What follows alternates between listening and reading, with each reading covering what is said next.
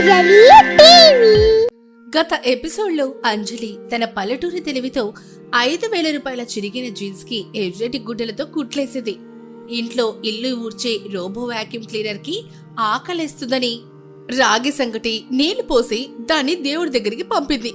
Delivery వచ్చిన veg పిజ్జాను చూసి పాడైపోయిన రొట్టె మీద ఎవరో వాంతి చేసుకున్నారని గొడవ చేసి పంపించేసింది. అలా ఉండగా మరుసటి రోజు ఉదయం సమయంలో రోబో దేవుడి దగ్గరికి పంపడం, పిజ్జా గొడవతో శకుంతలకి బీపీ, మైగ్రేన్, తలనొప్పి అన్నీ వచ్చేసాయి. కళ్ళు ఉబ్బిపోయున్నాయి. ఎలాగైనా రిలాక్స్ అవ్వాలని సిటీలో ఉన్న ఒక ఖరీదైన స్పాకి వెళ్లాలని డిసైడ్ అయింది. కానీ అంజలిని ఇంట్లో కొదిలేస్తే ఈసారి ఏకంగా టీవీనో ఏసీనో పగలు కుడుతుందని భయపడి ఆమెను కూడా తనతో పాటే పార్లర్కి తీసుకెళ్లింది. అలా అనుకుంటూ అరుణ్ కార్లో శకుంతల, అంజలి, అర్చన ఆ ఖరీదైన స్పా ముందు దిగుతారు. అది లోపల చాలా చీకటిగా డిమ్ లైట్స్ తో ఉంటుంది. ప్రశాంతమైన ఫ్లూట్ మ్యూజిక్ ప్లే అవుతూ ఉంటుంది. సుగంధ ద్రవ్యాల వాసన వస్తూ ఉంటుంది. అందరూ లోపలికెళ్తారు. అప్పుడు అంజలి లోపలికి అడుగు పెట్టగానే భయంగా చుట్టూ చూస్తూ, ఏందత్తమ్మా ఇది? ఇల్లుకి కరెంటు బిల్లు కట్టలేదా ఏంటి? ఇంత చీకటిగా ఉంది. పైగా ఈ అగరబత్తుల వాసన ఏంటి? ఎవరైనా పోయారా అత్తమ్మా? ఆ ఫ్లూట్ ఊదుతున్నాడు, ఎవరో పీకపోయినట్టు ఆ మ్యూజిక్ ఏంటి? అంజలి నోరు మూస్తూ శకుంతల, ఏవే మెల్లగా మాట్లాడు, ఇదే స్పా. ఇక్కడ ప్రశాంతత కోసం వస్తారు. డిమ్ లైట్స్, అరోమా థెరపీ, ఈ రిలాక్సింగ్ మ్యూజిక్ ఇవన్నీ మనసుకి బాడీకి ప్రశాంతతనిస్తాయి. అంజలి ముక్కు జిదుకుంటూ, ప్రశాంతత ఛీ, పాడు. గుడిసెలు పడుకొని పైన ఆకాశం చూస్తే వచ్చే ప్రశాంతత ఈ చీకటి గదిలో ఏమొస్తుందత్తమ్మా? ఇక్కడ ఊపిరాడక జనాలు పైకి పోయేలా ఉన్నారు. వదినా, నువ్వు కాసేపు సైలెంట్ గా ఉండు. నేను ఇంటీరియర్తో ఒక ఇన్స్టా రీల్ చేసుకోవాలి అలా అంటూ ఫోన్ పట్టుకొని పక్కకెళుతుంది. అంతలోనే రిసెప్షనిస్ట్ నవ్వుతూ వస్తుంది. శకుంతల తనకి full body spa, green Apple facial, hair spa book చేసుకుంటుంది. అంజలి, నేను లోపలికెళ్ళి ఫేషియల్ చేయించుకుంటాను.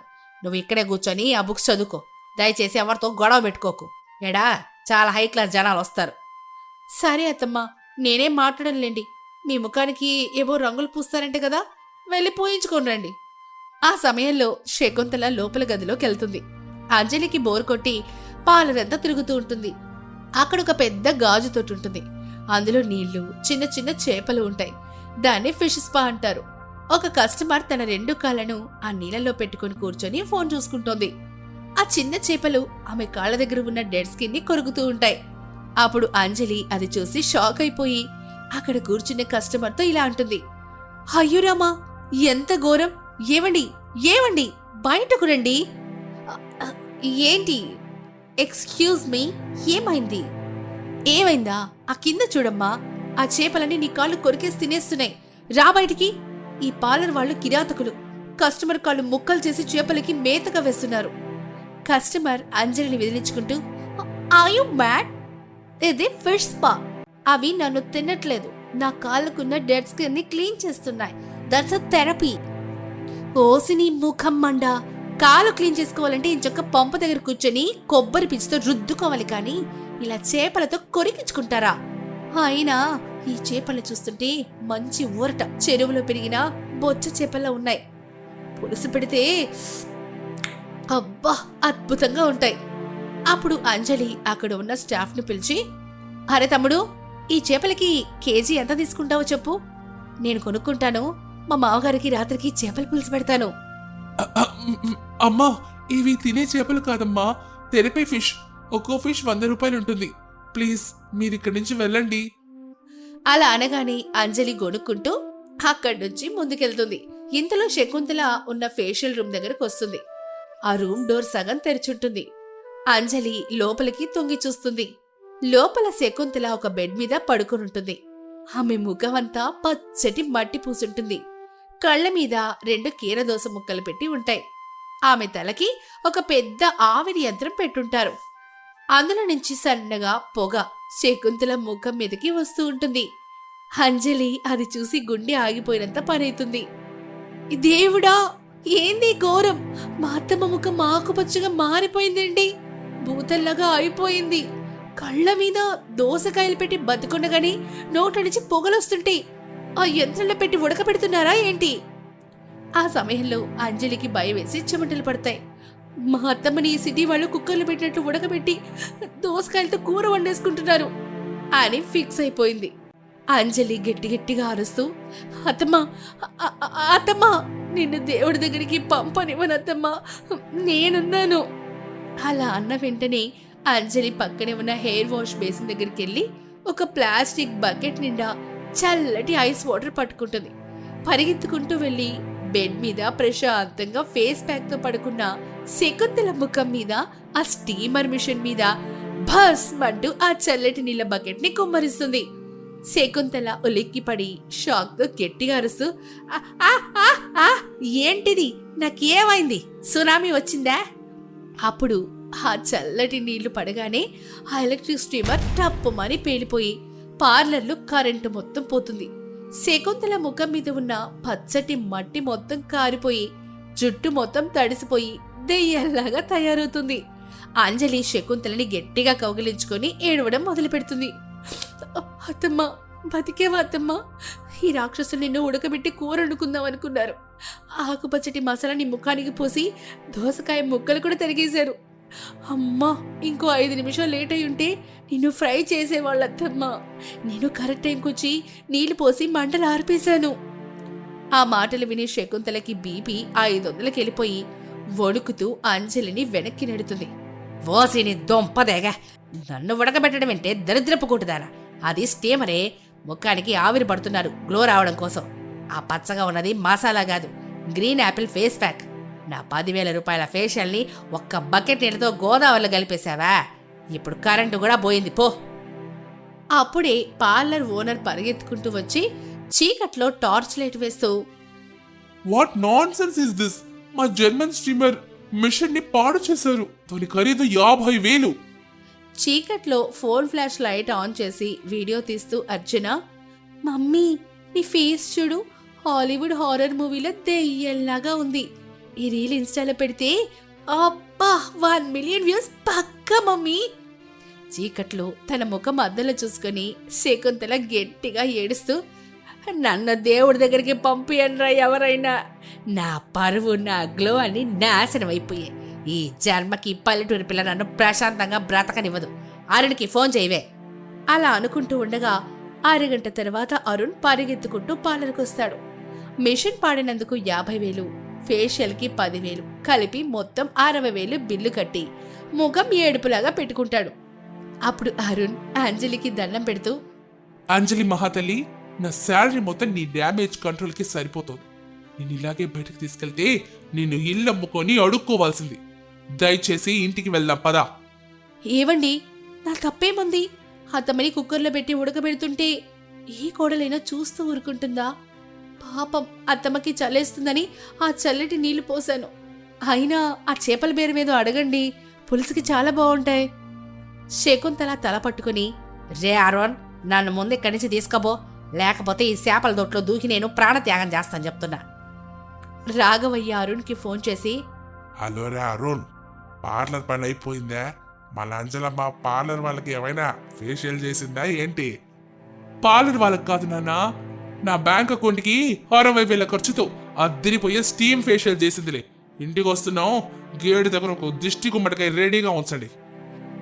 అలా ఉండగా పార్లర్లో అంజలి చేసిన ఈ ఆవిరి రచ్చ తర్వాత ఇంటికెళ్ళాక అత్తమ్మ కోసం ఇంకా ఎలాంటి కొత్త పల్లెటూరి వైద్యం చేయబోతుందో నెక్స్ట్ ఎపిసోడ్ 6 వరకు వేచి చూద్దాం. అనగనగా మంగాపురం అనే ఊరిలో శకుంతల, రాఘవయ్య అనే దంపతులుండేవారు. వారి కొడుకు అరుణ్ వ్యవసాయం చేస్తూ ఉండేవాడు. రోజూ పొలానికి వెళ్లి కష్టపడుతూ ఉండేవాడు. అంజలి ఇంట్లో ఉన్న తన అత్తమామల్ని రోజుకొక రకం కొత్త వంటకం చేసి పెడుతూ ఉంటుంది. అలా ఒకరోజు, ఏమే శకుంతల, నీకొక విషయం చెప్పాలి. మొన్న మధ్య నేను నా స్నేహితుడింటికి వెళ్ళానని చెప్పాను కదా. చెప్పారు. అయితే ఏంటట? అక్కడ నాకొక ఇబ్బంది వచ్చింది. నా స్నేహితుడి కోడలు ఏదో కొత్త వంటకం చేసిందని ఇద్దరం ఆవురావురమంటూ తిన్నామే. ఒక ముద్దాల నోట్లో పెట్టుకున్నావో లేదో వాంతులు చేసుకునే పరిస్థితి వచ్చిందనుకో. అంత చండాలంగా చేసింది వాడి కోళ్ళు. ఆ విషయంలో మనం ఎంతో అదృష్టవంతులమే. మన కోడలు మనకు మంచిగా వంట చేసి పెడుతోంది. బతికిపోయాం మనం. ఇక ఆపండి. కోడల్ని పొగిడి పొగిడి మొనగ చెట్టెక్కించేటట్లున్నారే మీరు. మనకు పెళ్ళైన కొత్తలో మీకు నా కూరలే నచ్చేవి. అది గుర్తుపెట్టుకోండి ముందు. అబ్బబ్బా, మీ ఆడాళ్లకు ముక్కుపైన కోపం అలా తిష్టేసుంటుంది. క్షణంలో కోపం వచ్చేస్తుంది. ఆడాళ్లకు ఆడవాళ్ళు శత్రువులని ఇందుకే అంటారు. కోడల్ని పొగిడితే నీకు నచ్చదు కదా, కొళ్ళు. ఇదిగోండి, ఇంకోసారి ఇలా మాట్లాడకండి.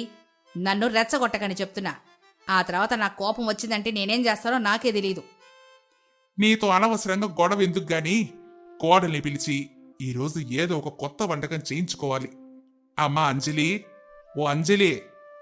అలా రాఘవయ్య పిలవగానే ఇంతలో అక్కడికి టీ తీసుకుని అంజలి వస్తుంది. తన అత్తామామలకు టీ ఇచ్చిన తర్వాత రాఘవయ్య వైపు చూస్తూ ఇలా అంటుంది. మావయ్య, ఈరోజు ఏం కూర చేయమంటారు? సమయానికి భలే అడిగావమ్మా. నేను అదే చెప్దామని ఎదురు చూస్తున్నాను. ఈరోజు కాస్త కొత్తగా ఏదైనా చెయ్యమ్మా. కాస్త కారంగా, కాస్త మసాలా గడుతో ఎంతో రుచికరంగా ఉండాలి. ఆ వంట రుచి తగలగానే నా నాలుక శివతాండవం ఆడాలి. అయితే 4 కొసి పొయ్యిలో వేయండి. మంటలో కాలుతూ సలసలమంటూ శివతాండవం చేస్తుంది. అది చూసి మీరు కూడా సంతోషించొచ్చు. అరే, మీ అత్తయ్య మంచి నవ్వొచ్చే మాట చెప్పిందమ్మా. ఈ మాట అనగానే మనం అలా చూస్తూ ఉండకూడదు, నవ్వుతూ ఉండాలి. ఏది ఓసారి నవ్వమ్మా, నేను కూడా నా 32 పళ్ళు గడిపించేలా నవ్వుతాను. చాలు, మీ కుళ్ళు జోకులు ఆపండి. కాస్త కారంగా, కాస్త ఘాటుగా, అంతా కలిపి రుచిగా తినడానికి ఇంకా ఏమేం చెప్తారో చెప్పండి. నోరింది కదా అని ఇష్టం వచ్చినట్టు చెప్తున్నారు.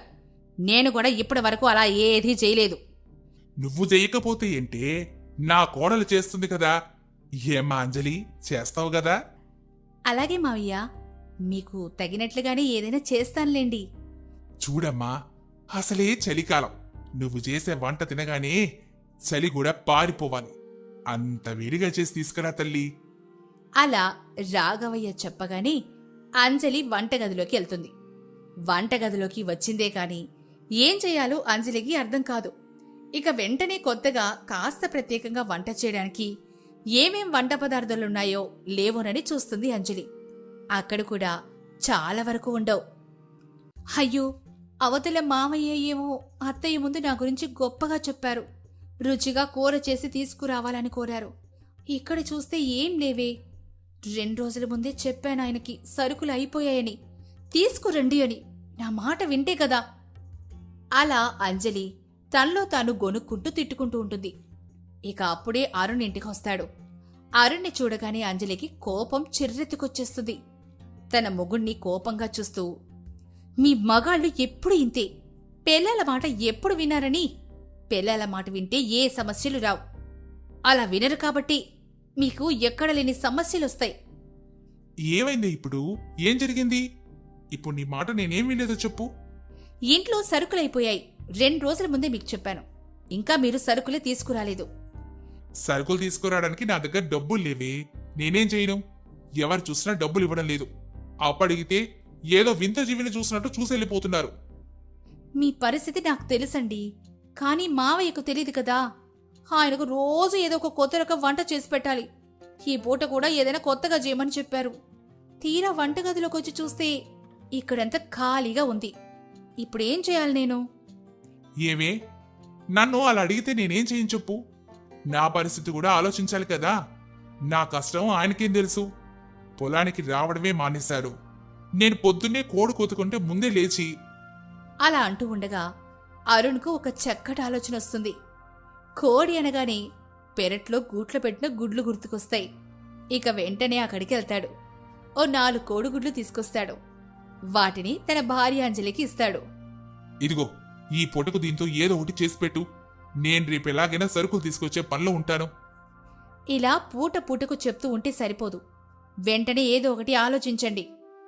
అలా అంజలి గద్దించి చెప్పగానే అరుణ్ మౌనంగా తలదించుకొని అక్కడి నుంచి వెళ్ళిపోతాడు. ఇక అంజలి ఆ కోడిగుడ్లతో మంచిగా కూరొండుతుంది.